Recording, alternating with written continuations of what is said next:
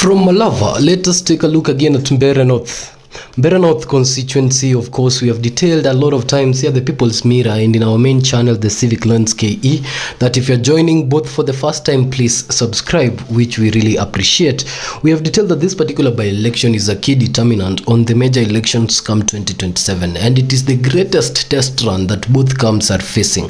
Now, yesterday, in our episodes here at the People's Mirror, we told you and informed you adequately about the plan by both cohorts to establish camps for 10-day period between now until next Friday, that Honorable either Newton Karish or Duncan Mbui or Honorable Leonard Muriuki Mudende, either of them will be declared the member of parliament for that region. So as a result of that, Kindiki landed in that region 2 days ago, and Gachagua also did 2 days ago, and they have all been having their different styles of actually campaigning in this particular area. So worthy of your consumption is the statements that they have made, and we will keep updating you as they make these statements, hopefully daily, until the day that this election is made. So in this episode, I want to put before the mirror the statements and approach of Kindiki, the current Deputy President Kithure Kindiki, in his campaign and with his team in Mbeere North. Later on, after we have looked at Magarini, then we will come back and take a look again at the statements that were made by Gachagua, or that are being made with Gachagua, and the approach that is taking in this particular Mbeere North region. So let's get to it. You see, Kindiki arrived. And if you can now wrap up every statement that Kindiki has made, if you have watched all those rallies, all those videos that have been displayed, or if you have your team on the ground that has reported to you all those things that Kindiki have said, then you can reduce it to very, very few things. And the clarion call, in particular Mbeere North by election, that the government is using is irrigation, electricity, and what? Irrigation, electricity, soko mpya, and barabara. If you can reduce everything, we will take a look at the political effect of the statements that were made. But if you are an electorate and you are to be swayed to vote for this particular camp, so far whatever they have marketed themselves with, this steamer that they actually intend to bring. Funny enough, Mbeere North is the home of the 7 dams, so part of the home of the 7 dams, that is the backbone of hydroelectric power in Kenya. Yet the number of homes that are covered under electricity in this region are a meager lagging below 20%. A total of 19.7% of homes are covered in electricity in this area, leaving a meager 80% outside coverage, yet this is the backbone of electricity. So I don't know, we'll take a look later on why this has not happened, but right now the Deputy President Kindiki Kithure is using the project that they have initiated in Mbeere North, which is by right Mbeere North people's right, as a campaign tool. He's also using the Maji, talking about the 7 dams again. Mbeere North is not supplied by water, yet it's the home of these dams that is the backbone of hydroelectric power in Kenya. Laughable. And then he's talking about the construction of the market, the Ishara market, which is now was the subject of his campaign tool for like 7 minutes. He was just praising the market that they have since created, and also he's talking about roads.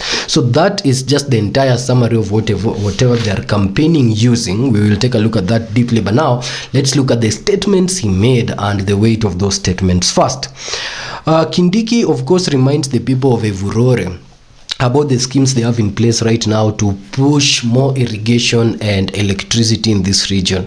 And he's telling the people of Mbeere that now, under President William Ruto's government, they have set aside quite some amount of money to ensure that water gets to Mbeere North homes, and the dry parts of Mbeere North also gets irrigated, so that agriculture and cultivation can actually take place in Mbeere North. While saying this in his opening statement in the Ishara area, while he was campaigning in the Ishara area alongside Karinda and alongside Ruku, he also says that they have initiated an energy project under the President William Ruto era to bring electricity to Mbeere North. Of course, he talks about it's hard to defend the government, and this is not something that he says, but you can see from his demeanor and how he conducts himself that he has nothing else to tell the people or to lure the people with to vote for UDA, other than the fact of these projects that he is quoting. But you see, if we are talking about projects, then the government should not use projects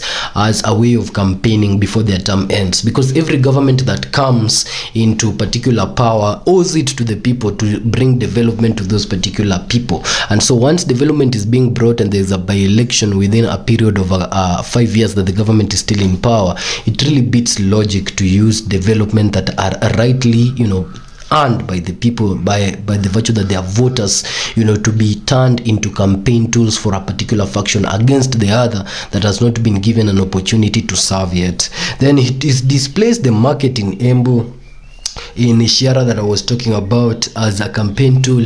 And funny enough, it was talking about a market that was actually constructed or is under construction under the Ruto regime.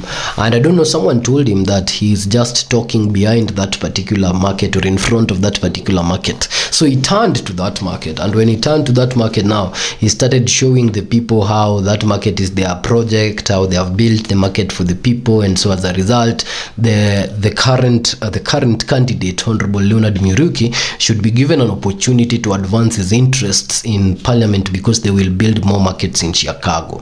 So yeah, as I was saying, you could summarize Kindiki's campaign statements to construction of markets, construction of roads, to provision of irrigation and provision of electricity.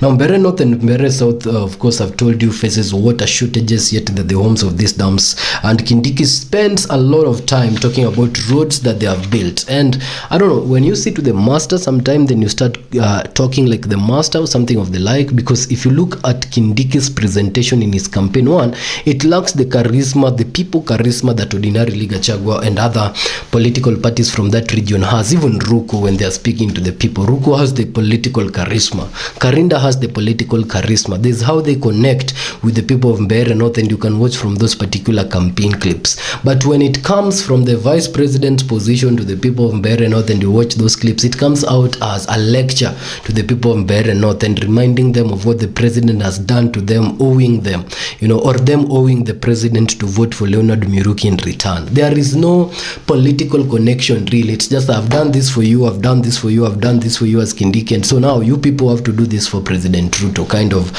political approach. So the team had Mundigi, the senator of Embu, was there. Ruku is still in that team, working hand in hand with, of course, Honorable Kindiki and Karinda, who has been receiving attacks from every speech that Rigathi Gachagua has been making in this area. A bit of it has been left to attack Governor Karinda of Embu County for actually joining hands with the government. And I liked her approach in the campaigns. When she was given like an opportunity to talk to the people of Mbeere, she spent the entire speech time speaking to them in their language, which was really commendable. She had no time, or even if she was attacking the national leaders, but she had no time to speak in language for the national leaders to see.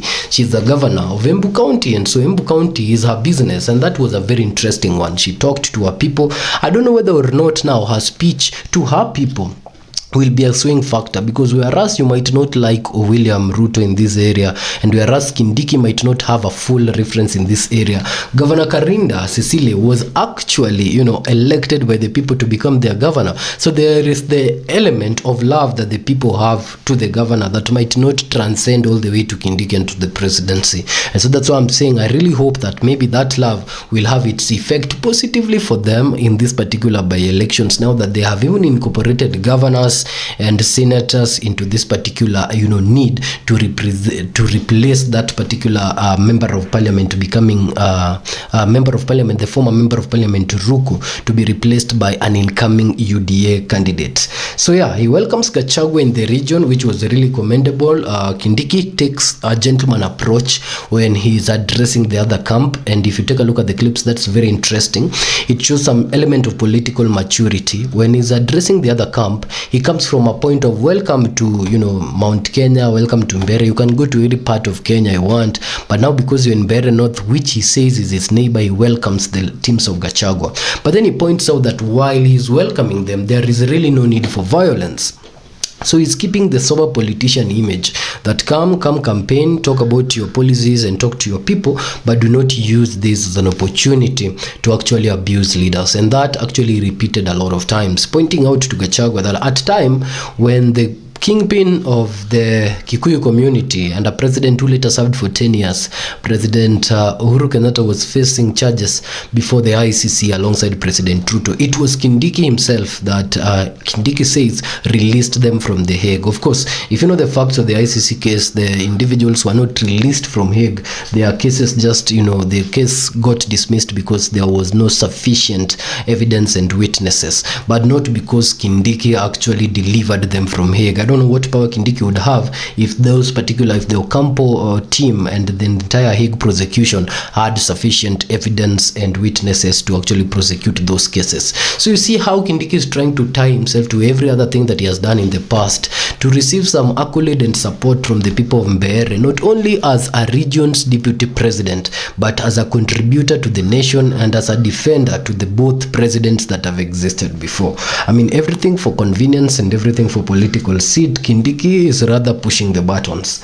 Then he attacks Gachagua, of course, for attacking Karinda, and he says that while Gachagua was in power, Gachagua really never stepped in Mbeere North. Now that Gachagua is no longer in power and has been ousted, and it's Kindiki who has been given the mandate, now Gachagua has come to the people of Mbeere North to ask for for their support and telling them that he's the leader. He actually laughed at Gachagua's sentiments that he's the leader of the mountain area, saying that no one actually went to an election and appointed Gachagua a leader, saying that himself, Kindiki, has been in the political scene for over 20 years when Gachagua was nowhere to be seen. So these particular statements that were specifically aimed at Gachagua will not go unresponded, because later on, while we are recovering or while we are capturing the replies that were made by Gachagua in the same yesterday campaigns, then you would find that Gachagua responded to almost all these particular claims that Kindiki made. So Kindiki takes a very interesting approach, of course,